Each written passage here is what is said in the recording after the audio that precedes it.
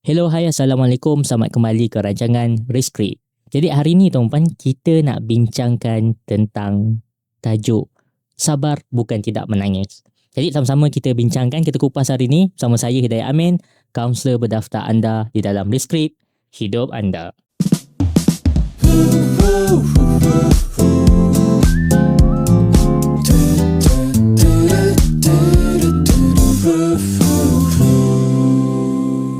Tajuk kita Sabar Bukan Tidak Menangis. Jadi mungkin kat sini boleh beberapa ramai orang lah kat sini boleh kongsikan berapa ramai waktu dia kecil bila dia menangis, orang suruh berhenti jangan nangis. Simpan, tahan.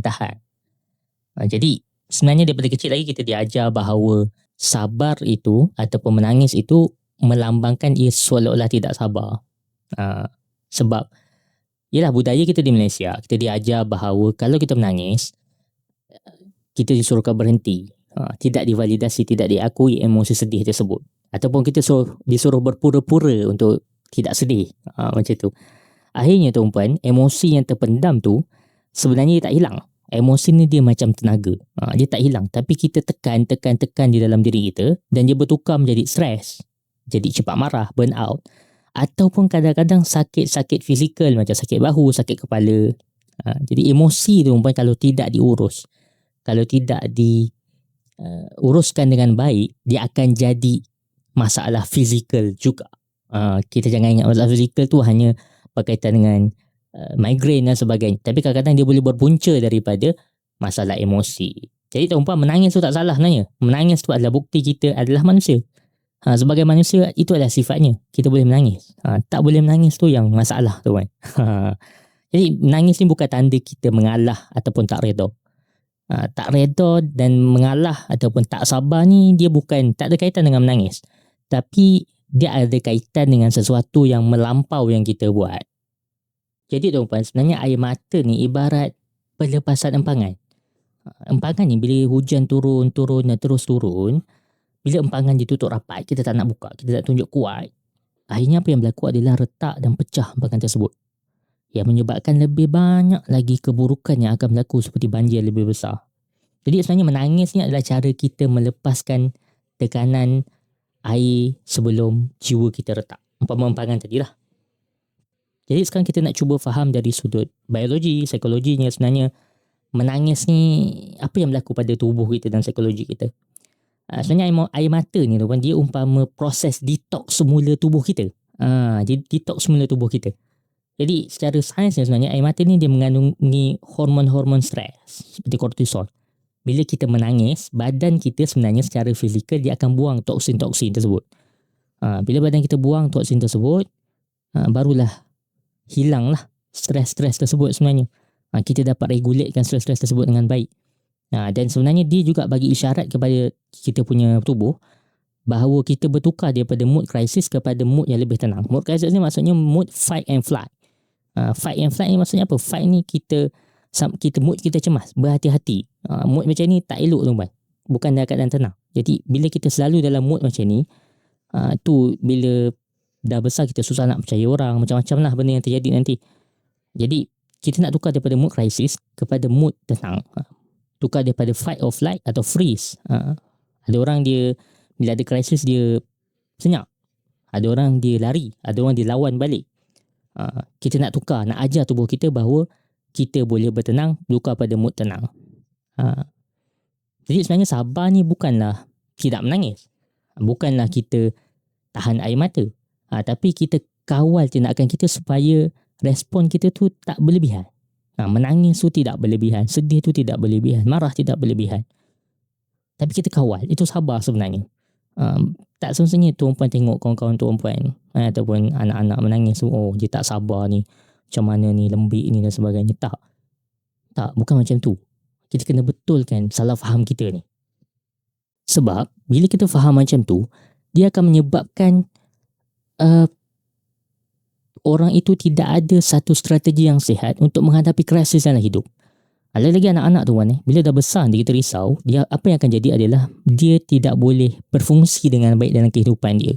Mungkin dia akan jadi orang yang pemarah, orang yang sentiasa berkata ya saja, tak boleh kata tidak, akhirnya dia burn out disebabkan sikap-sikap begitu. Sebab kita daripada kecil sampai besar kita belajar macam mana nak respon kepada sesuatu, dan otak kita belajar, dan otak kita ni dia adalah satu bahagian tubuh yang paling kedekut tenaga tu. Dia paling kedekut tenaga. Sebab apa? Sebab dia akan gunakan respon lama yang kita pernah belajar pada kecil dulu ataupun daripada remaja dulu, dia akan gunakan untuk waktu sekarang. Disebabkan apa? Sebabkan regulasi emosi yang tidak sihat. Sebabkan salah faham kita daripada sabar.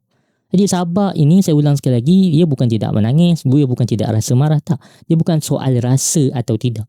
Dia soal bagaimana kita menghadapi rasa tersebut.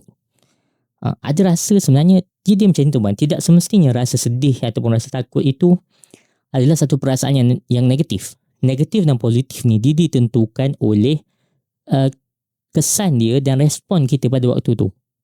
Contoh tuan-puan, tuan-puan rasa takut. Oh, tak boleh rasa takut, kita kena positif, tak boleh takut. Tuan-puan bayangkan kalau tuan-puan jalan, lintas jalan contohnya kan, lintas jalan tanpa rasa takut tuan-puan. Tidak ada rasa hati-hati. Apa terjadi? Kemalangan akan berlaku. Sebab kita ada rasa takutlah dia selamatkan kita daripada kemalangan tersebut. Kita lebih hati-hati tengok kiri kanan dan sebagainya, lalu kita melintas. Jadi perasaan ini ada fungsinya tuan-puan. Cuma kita kena kontrol dia, kena kawal dia dengan sabar. Saya suka analogikan perasaan ni dia macam tetamu. Bayangkan kita ada satu rumah dan ada tetamu yang datang kepada kita. Ada rasa sedih, ada rasa gembira, ada rasa happy, ada rasa marah, takut dan sebagainya. Bila tetamu ni datang tu, sebenarnya dia menyampaikan mesej kepada kita. Dia nak sampaikan satu mesej lah kepada kita. Mesej ni maksudnya pesanan kepada kita. Kenapa ni aku marah? Apa hikmah mungkin apa yang berlaku daripada itu. Dia nak bagi tahu kita sesuatu. Jadi bila tetamu datang, kebiasaannya kita akan layan dengan baik tuan-puan. Jadi tuan-puan bayangkan perasaan itu umpama tetamu. Marah datang, ada apa ni marah datang. Sedih datang, ada apa ni sedih datang. Takut datang, ada apa ni takut datang. Jadi bila kita bayangkan begitu, kita anggap begitu semua, kita akan lebih mudah untuk bersabar sebab kita dah mula menjarakkan. Ya, kita merasakan, kita akui, tetapi kita dah mula menjarakkan bahawa aku sedang marah, tapi aku bukan pemarah, aku bukan penakut, aku sedang takut. Jadi ini sebenarnya antara teknik lah sebenarnya. Jadikan emosi kita sebagai tetamu, antara teknik untuk memudahkan kita untuk bersabar. Tadi kita dah bincangkan soal sabar dan kesedihan.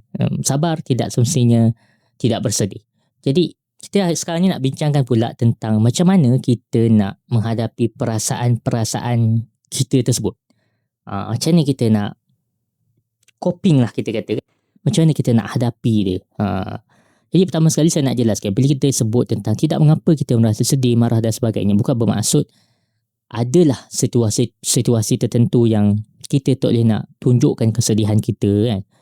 Kita perlu terus menangis, tak semestinya. Ada situasi yang mungkin tidak sesuai untuk kita melakukan begitu, kita menangis dan sebagainya. Tapi kita perlu uruskan juga dia. Macam mana? Ni saya nak terangkan tuan-puan. Dia ada 3 langkah mudah tuan-puan yang kita boleh buat. Pertama sekali adalah kita perlu jujur dengan rasa kita. Bagi ruang untuk jujur tuan-puan. Apa maksud ruang untuk jujur? Adalah ruang yang selamat. Contohnya bilik kita seorang-seorang, kita duduk bilik seorang-seorang. Dalam kereta mungkin kita seorang-seorang, atas sejadah dekat masjid kita seorang-seorang. Bagi kita satu space yang kita rasa selamat untuk kita jujur dengan diri sendiri. Sebab tuan-puan, guru saya pernah cakap macam ni lah tuan-puan. Kita selalu terlupa yang bahawa kita selalu menipu diri kita sendiri. Kita sedih, kita kata kita tak sedih. Kita marah, kita rasa kita tak marah. Kita kecewa, kita kata kita tak kecewa. Jadi akhirnya sebenarnya semua emosi itu ditekan dan dipendam tuan-puan. Dan akhirnya satu hari keluar dalam bentuk burnout, stres yang melampau, depression dan anxiety dan sebagainya. Jadi bagi kebenaran kepada diri kita untuk menangis, untuk rasa apa yang kita rasa pada waktu itu di tempat yang selamat. Seterusnya langkah kedua, kita asingkan perasaan dan tindakan kita. Kadang-kadang orang salah faham bila dia rasa marah dia perlu pukul orang contohnya. bila dia rasa sedih, dia tak boleh, dia perlu menangis sekuat-kuatnya. Menangis taklah, tapi menangis semelalak-lalaknya contohnya. Sampaikan teruklah nampak menangis tu, pukul-pukul dinding dan sebagainya. Tidak semestinya. Kita kena pisahkan antara perasaan dan tindakan kita. Perasaan kita tidak semestinya kita bertindak begitu. Pastikan tindakan kita masih dalam kawalan kita. Masih tindakan kita itu hanya untuk kita menguruskan emosi secara sihat sahaja. Kita boleh saja mengalirkan air mata tapi masih jaga mulut, masih jaga tangan, masih jaga keputusan kita daripada rosakkan diri dan orang lain. Kita kena pastikan tuan-puan bahawa tindakan kita itu tidak mencederakan, merosakkan diri kita dan juga orang lain. Ini yang perkara yang kita kena tahu.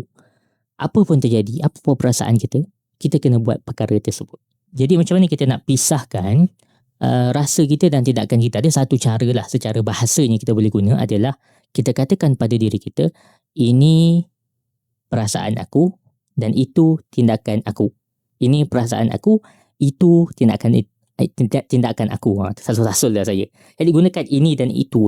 Ini perasaan saya, ini rasa marah saya, itu tindakan saya. Jadi bila kita sebut macam ni, kita lafazkan macam ni, otak kita akan sedar bahawa ini benda yang berasingan. Jadi kita mudah nak kontrol pada ketika itu.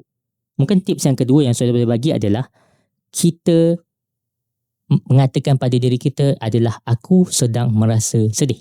Aku sedang merasa. Gunakan lafaz aku sedang merasa. Daripada guna aku pemarah, aku sedih, aku penakut. Bila kita guna perkataan begitu tu, sebenarnya kita akan lebih susah untuk kontrol. Main kita akan rasa itulah diri kita dan menyebabkan kita label diri kita begitu dan kita percaya. Kita perlu lihat sesuatu daripada prosesnya, bukan sebagai satu identiti kita. Jadi gunakan lafaz aku sedang merasa. Dan langkah ketiga tu, selepas kita dah menangis dan sebagainya, kita reset balik fizikal dan minda kita. Lepas kita menangis, kita basuh muka, tarik nafas dan fokus pada satu tindakan kecil yang mudah di depan mata yang kita boleh buat untuk kita move on. Tulislah kat kertas apa yang kita nak buat dan sebagainya tuan-puan. Simple saja teknik itu. Dan bonus yang keempat, kalaulah perasaan itu masih sukar untuk dikawal, dapatkan sokongan seperti kaunselor ataupun clinical psychologist, sokongan-sokongan profesional yang ada, yang terdekat daripada anda. Baik tuan-tuan, sebagai kesimpulannya saya boleh katakan tidak mengapa untuk kita menangis, kerana menangis itu bukanlah tanda kita tidak sabar atau tidak reda, tetapi tanda kita seorang manusia yang sempurna yang dianugerahkan perasaan sedih daripada Tuhan. Dan apabila kita ada perasaan, kita boleh belajar sesuatu daripada perasaan kita. Mungkin ada mesej daripada Tuhan, ada hikmah yang Tuhan ingin berikan kepada kita. Jadi kepada anda yang sedang mendengar, yang mungkin sedang menanggung beban yang tidak dapat diceritakan pada siapa pun, tak apa untuk anda rasa tak okey hari ini, tak mengapa. Kerana air mata anda tidak mengurangkan nilai sabar anda, asalkan anda jaga respon anda dengan baik, jaga respon secara dalaman dan luaran anda dengan baik. Air mata anda tu tidak membuktikan anda lemah, tetapi dia membuktikan anda ada hati sebagai seorang manusia sempurna dan juga sebagai satu proses untuk anda berusaha dan sembuh kembali. Jadi saya nak tamatkan kita punya perkongsian hari ini dengan kata-kata hari ini. Kata-kata hari ini kan. Jadi kata-kata hari ini tuan-puan adalah air mata bukanlah tanda runtuhnya kesabaran, tapi tanda bermulanya pemulihan. Jangan takut kepada hujan yang turun di mata anda, kerana langit yang paling bersih pun perlukan hujan untuk mencuci bendungnya. Terima kasih tuan-puan. Sampai berjumpa lagi. Saya Hidayat Amin. Terima kasih kerana meluangkan masa di dalam Reskrip hidup anda. Sehingga kita berjumpa lagi. Bernafaslah dengan tenang dan layanlah diri anda dengan penuh kasih sayang. Reskrip hidup anda.